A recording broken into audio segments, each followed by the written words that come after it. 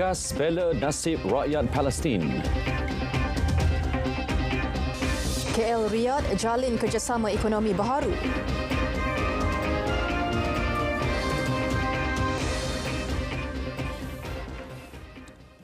Assalamualaikum dan salam Malaysia Madani. Bantuan kemanusiaan mula dibawa masuk ke Gaza. Hari ini, lintasan Rafah yang bersempadan dengan Mesir dibuka bagi membolehkan kumpulan pertama misi bantuan melibatkan 20 buah trak memasuki wilayah Gaza. Menurut laporan, konvoi misi kemanusiaan itu memasuki Gaza kira-kira pukul 10 pagi waktu tempatan, membawa ubat-ubatan, peralatan hospital dan makanan. Berdasarkan anggaran Pertubuhan Bangsa Bersatu PBB, kira-kira 100 trak bantuan perlu dihantar ke Gaza setiap hari. Kekejaman rejim Zionis sejak 7 Oktober lalu mengorbankan lebih 4,000 orang termasuk wanita dan kanak-kanak. Antara yang menjadi sasaran, kediaman penduduk dan hospital. Rejim Zionis turut mengepung Gaza sepenuhnya, juga memutuskan bekalan air, elektrik, makanan dan keperluan lain ke wilayah berkenaan. Sementara itu, 30 orang terkorban dalam serangan terbaru rejim Zionis. Serangan disasarkan terhadap kediaman penduduk termasuk di Bandar Jabalia, utara Gaza. Banyak bangsa dilaporkan terperangkap di bawah runtuhan.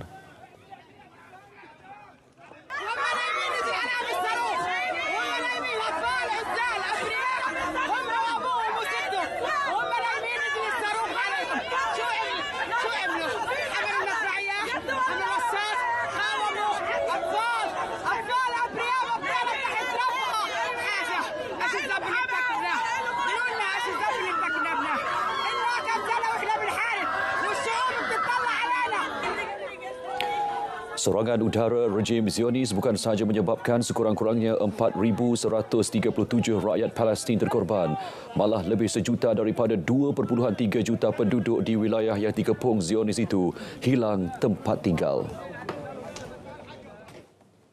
Bukan mahu menjadi jagoh. Sebaliknya, ketegasan Malaysia membawa isu penindasan terhadap rakyat Palestin atas dasar tanggungjawab membela umat Islam. Perdana Menteri Datuk Seri Anwar Ibrahim berkata perjuangan itu perlu dilaksanakan kerana penduduk Palestin di Gaza telah ditindas sekian lama sehingga menjangkau lebih 7 dekad. Beliau dalam ucapannya pada sidang kemuncak ASEAN dan Majlis Kerjasama Teluk GCC berterima kasih kepada Perdana Menteri Arab Saudi Putera Mahkota Muhammad bin Salman bersama Pertubuhan Kerjasama Islam OIC mengambil inisiatif menyatakan pendirian jelas mengenai Gaza. Tegas beliau, ini soal keadilan serta maruah rakyat Palestin dan bukannya mengenai perkauman. Dan bila ada tindakan dari kumpulan-kumpulan Islam ke apa-apa itu dihebahkan. Satu dunia barat gayuh rendah tentang apa yang dikatakan keganasan satu pihak.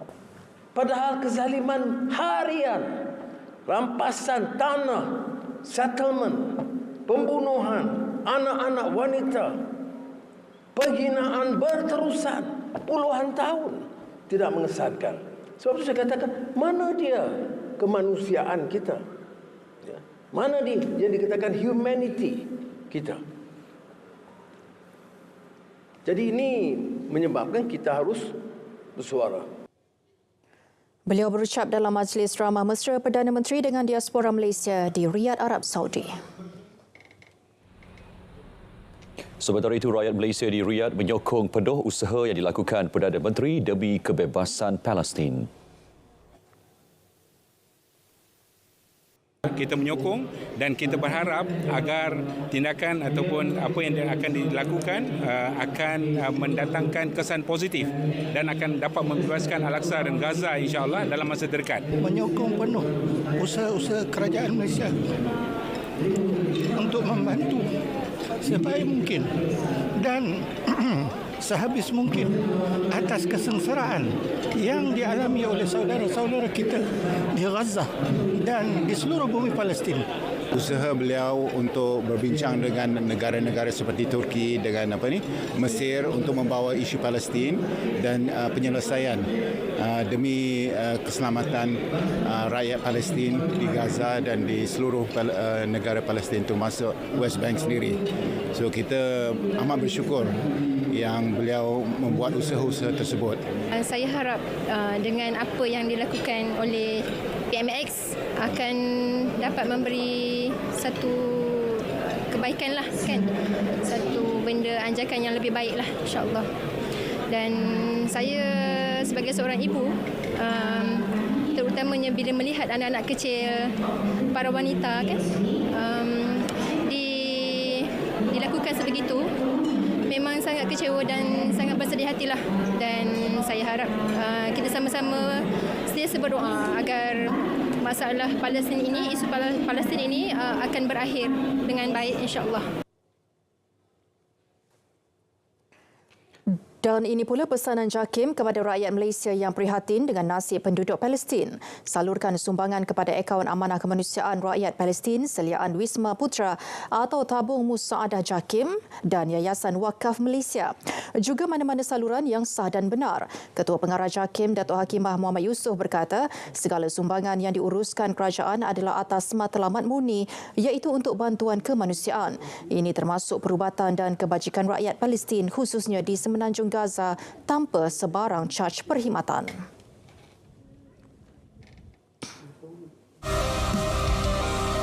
Kerajaan akan melaksanakan program Pratahfiz Kemas dengan peruntukan 20 juta ringgit dengan sasaran untuk melahirkan 100,000 hufaz syirik menjelang 2023.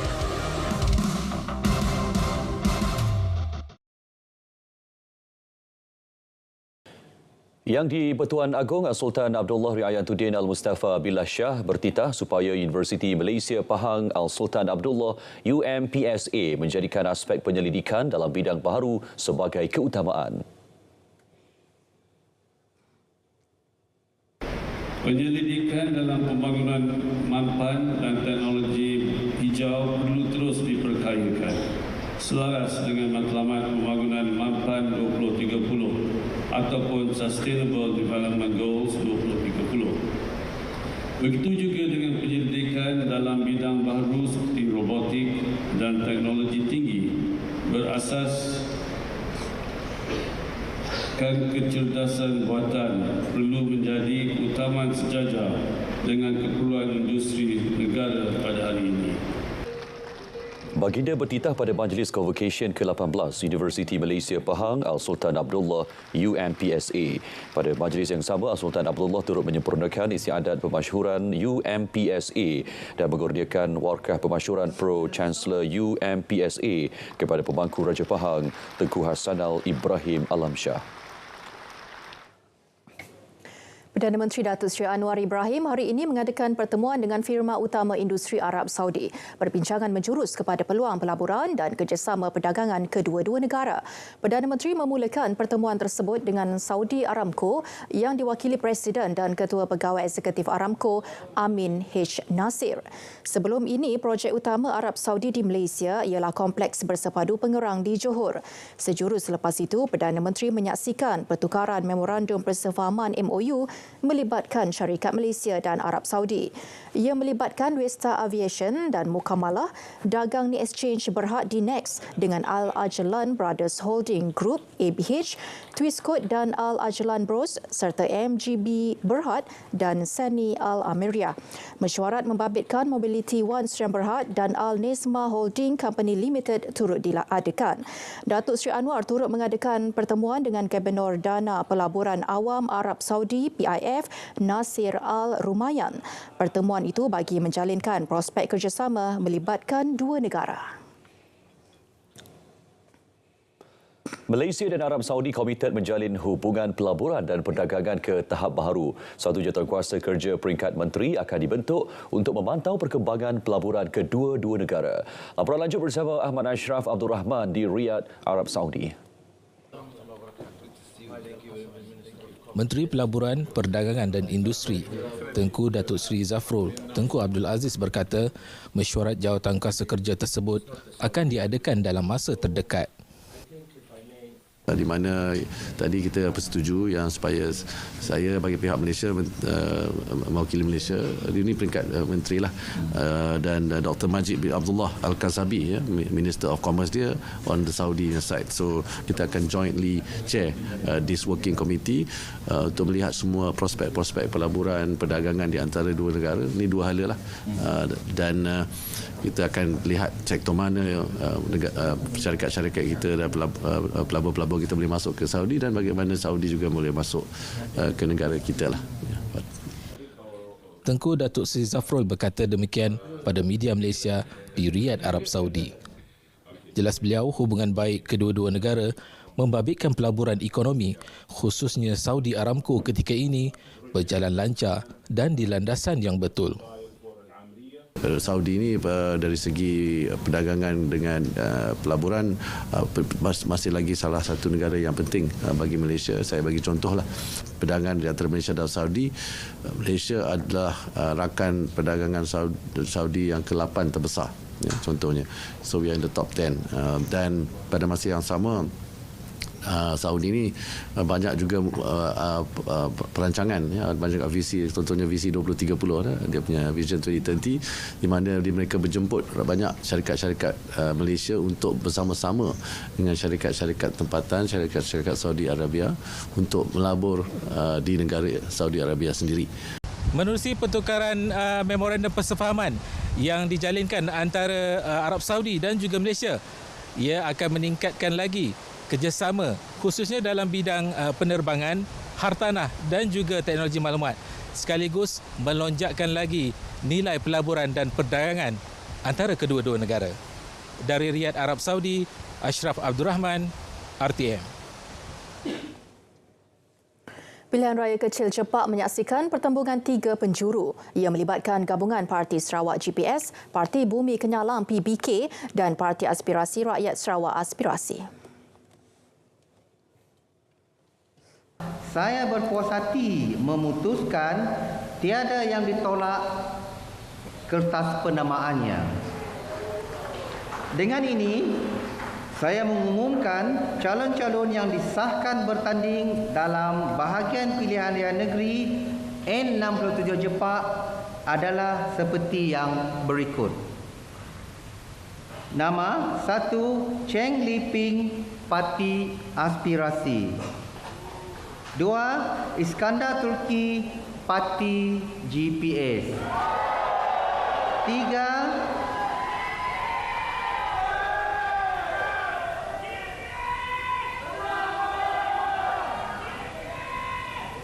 Stevenson Joseph Sumbang, Parti PBK.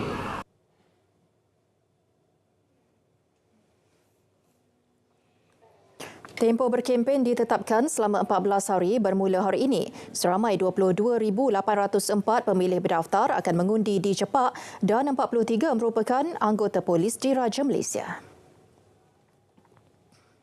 Malaysia dan China akan menandatangani beberapa MOU bagi mengeratkan hubungan dua hala. Menteri Komunikasi dan Digital Fahmi Fadzil berkata ini termasuk dalam bidang penghasilan kandungan dan keselamatan siber.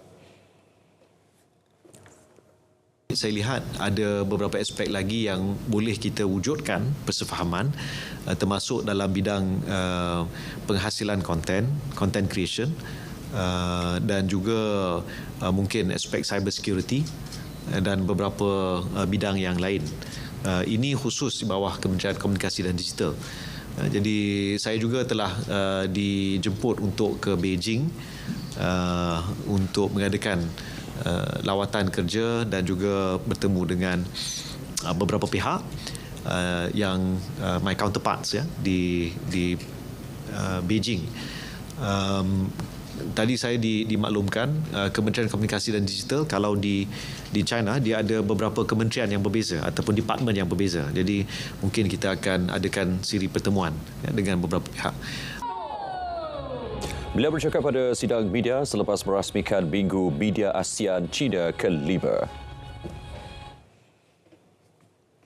Statistik Jabatan Perangkaan Malaysia DOZM pada tahun 2022 menunjukkan purata perbelanjaan isi rumah RM5,150 sebulan. Ia meningkat 3.7% berbanding RM4,609 pada 2019. Pengarah kanan bahagian perangkaan harga, pendapatan dan perbelanjaan Siti Asia Ahmad berkata, ia didorong pengeluaran khas wang simpanan kumpulan wang simpanan pekerja KWSP sehingga RM44.7 bilion sekaligus menyumbang kepada peningkatan purata perbelanjaan melebihi peningkatan pendapatan purata isi rumah iaitu 2.4% pada 2022.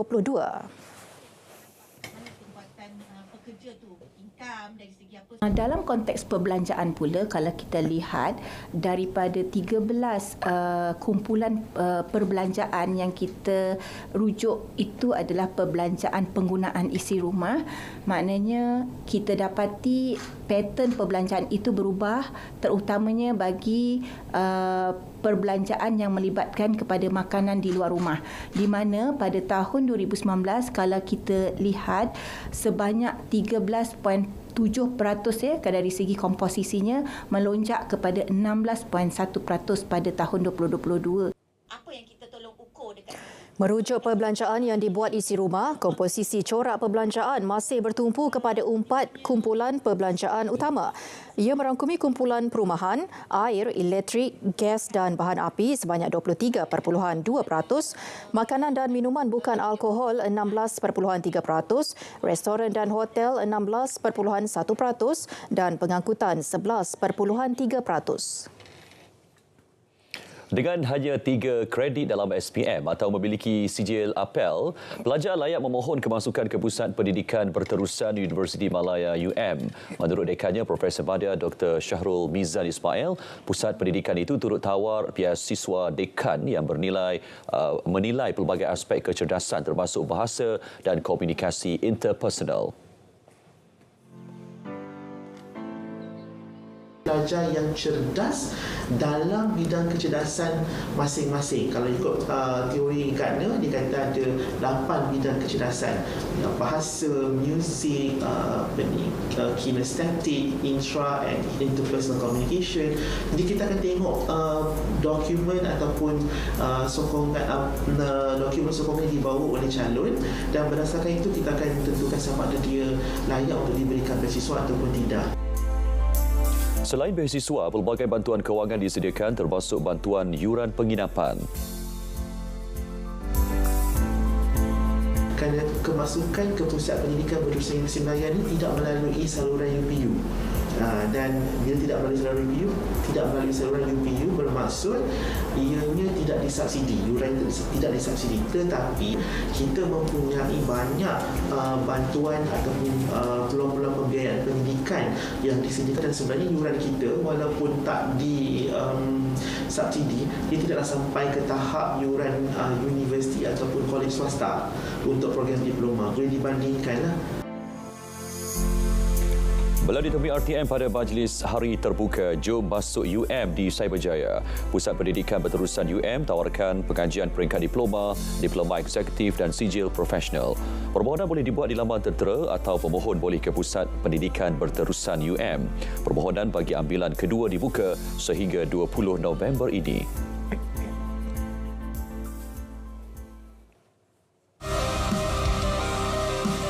Kerajaan mengambil kira maklum balas yang diterima dan memberikan cukup masa kepada pembayar cukai. Maka kerajaan setuju menguatkuasakan e-invoice secara mandatory kepada pembayar cukai dengan pendapatan atau jualan tahunan melebihi RM100 juta mulai 1 Ogos 2024. Pembayar cukai mengikut kategori pendapatan selainnya akan dibuat secara berfasa dengan sasaran pelaksanaan menyeluruh mulai 1 Julai 2025. Nombor pengenalan cukai TIN akan diperluas penggunaannya untuk menyokong pelaksanaan e-invoice ini. Pematuhan cukai secara sukarela yang seterusnya bagi mengurangkan ketirisan hasil akan diberikan perhatian.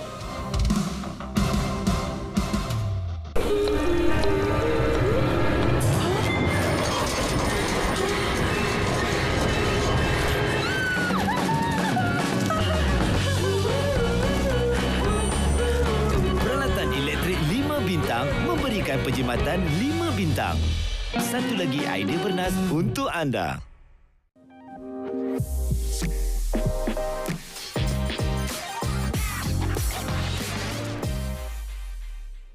Baik, konsert ini baru bintang 3 yang akan berlangsung pada pukul 9 malam ini di Auditorium Seri Angkasa menampilkan 12 artis hebat kelahiran RTM. Untuk perinciannya kita langsung bersama Suhil Muhammad Nur di sana. Suhil, silakan. Ya, baik Farhatul. Ya, saya kini masih lagi berada di Auditorium Seri Angkasa Kota Media Angkasa Puri bagi membawakan kepada anda persediaan yang kita hampir jam 9 malam ini, persediaan konsert ini baru bintang 3 yang bakal menampilkan kepada anda 12 artis kelahiran RTM bergabung membuat persembahan hebat yang pasti hanya di TV2, dan mungkin kalau anda bukan berada di depan kaca televisyen anda boleh melayari aplikasi RTM Click hanya di hujung jari anda. Baik, tanpa membuang waktu lagi, saya kini bersama penerbit konsert hari ini, Amzar Anaki. Baik, terima kasih kerana bersama. Terima kasih, Su. Baik. Selama 3 jam dan 27 buah senarai lagu dan 12 artis hebat bakal menampilkan hari ini di RTM. Bagaimana persediaan tu? Persediaan kita dah rancang ni agak lama, agak berbulan-bulan lah. So kita mengharapkan malam ni ada keajaiban yang lebih, menerbitkan konsert dengan 27 lagu, 12 artis dan selama durasi yang 3 jam sangatlah mencabar, tapi cabaran tu yang kita seronok sebenarnya sebagai satu tim dan production dan juga technical punya side lah. Kita sangat gembira sebenarnya. Mungkin kita nak kongsikan 3 jam ya penonton boleh menonton sendiri konsert ini baru bintang 3 dengan 12 artis hebat. Apakah cabaran mungkin dengan kru-kru penerbitan dan semua tim? Antara cabaran lain adalah kita beraksi di Auditorium Seri Angkasa ni, auditorium yang baru. So banyak benda yang kita masih juga kita cuba try and error, tapi semuanya dah ready, semuanya hampir sempurna dan kita cuma nak menyampaikan dengan best lah. Kita harap penonton kat rumah dengan kat auditorium malam ni gembira lah. Itu yang tujuan utama lah kita. Okey, baiklah dengan tim semua, semoga dipermudahkan segalanya, dan kami pastinya penonton di rumah mungkin di mana anda juga berada, saksikan konsert ini baru bintang 3 jam 9 malam di TV2 dan atau layari aplikasi RTM Click hanya percuma, hanya di hujung jari anda. Saya kira setakat ini saja saya kongsikan di Auditorium Seri Angkasa Kota Media Angkasa Puri. Kembali bersama rakan tugas saya di Wisma Berita Angkasa Puri. Baik, Suhil, terima kasih. Berita perdana kita teruskan dengan Stadium RTM. Malam ini kita akan bersama dengan saudara Otto.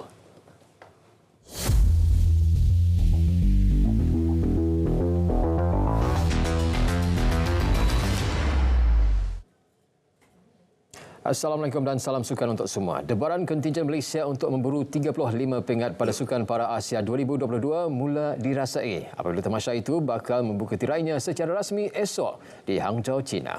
Meneruskan momentum positif, pastinya menjadi tumpuan 113 para atlet negara bakal beraksi. Wartawan Amirul Aizat Muhammad Syafi ada laporannya. Hasrat atlet para negara untuk meraih kecemerlangan untuk rakyat Malaysia sentiasa menjadi fokus utama mereka.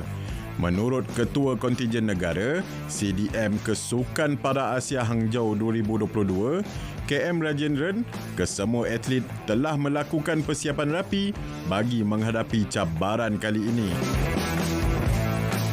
Saya tengok secara mata kasar atlet pun dengan semangat yang tinggi, semangat tinggi. And then Sukan Asia yang bulan lepas tu pun agak berjaya. So yang tu memberi satu kesan yang positif kepada atlet para untuk membuat satu lagi kejutan. So semangatnya memang baguslah saya tengok sekarang. Pada penyertaan kali ini, seramai 54 atlet adalah muka baru dan bakal menjadi penampilan sulung mereka pada Tamasya Hangzhou. Menteri Belia dan Sukan KBS, Hana Yoh, optimis mereka mampu mencipta kejayaan biarpun kali pertama beraksi pada Sukan Asia.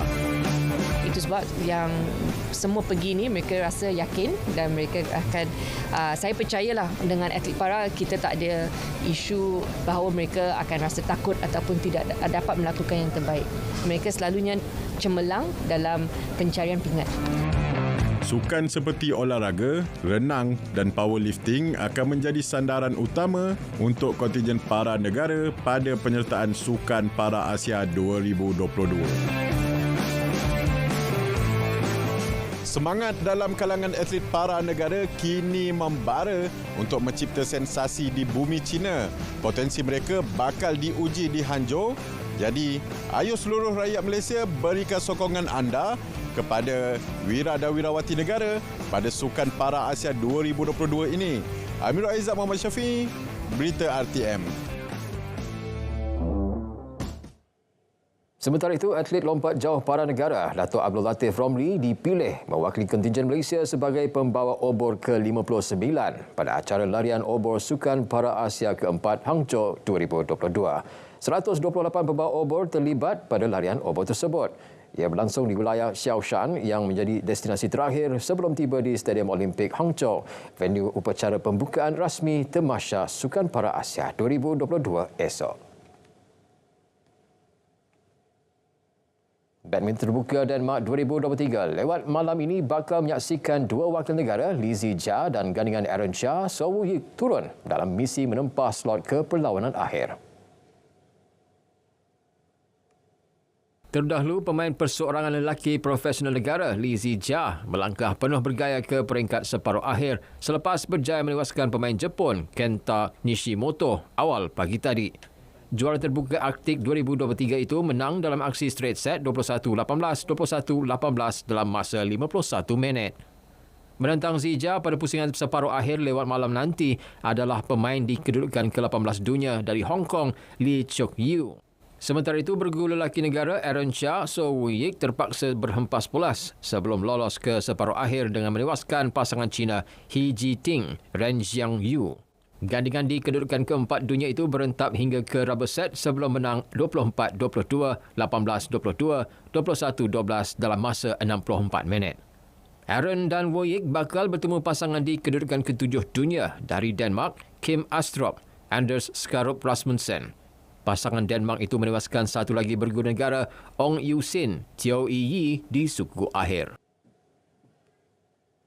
Rugby Piala Agong, pasukan Polis Diraja Malaysia PDRM menamatkan penantian 32 tahun untuk bergelar juara selepas menewaskan Putrajaya 29-22 dalam aksi final petang tadi. Selepas kecewa di peringkat separuh akhir tahun lepas, PDRM tampil dengan aksi lebih bertenaga untuk menamatkan kemarau kejuaraan sejak kali terakhir memenanginya pada tahun 1991. Babak pertama menyaksikan PDRM lebih banyak menguasai pemain dengan 4 try dan 2 conversion berjaya dihasilkan. 2 try PDRM disumbangkan Muhammad Daniel Nur Hamidi dan masing-masing satu oleh K. Diveswaran dan Q. Levu Mape, manakala conversion oleh Lee James Chapman. Dalam pada itu, Putrajaya hanya berjaya menghasilkan 1 try dan 1 conversion. Masing-masing disumbangkan Nadamu Damasino, Nail Luvu dan Muhammad Firdaus Muhammad Zahid. Babak pertama berakhir, PDRM mendahului 24-7.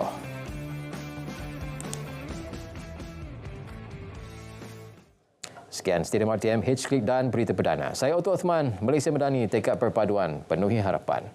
Allah, this is a promise Allah has given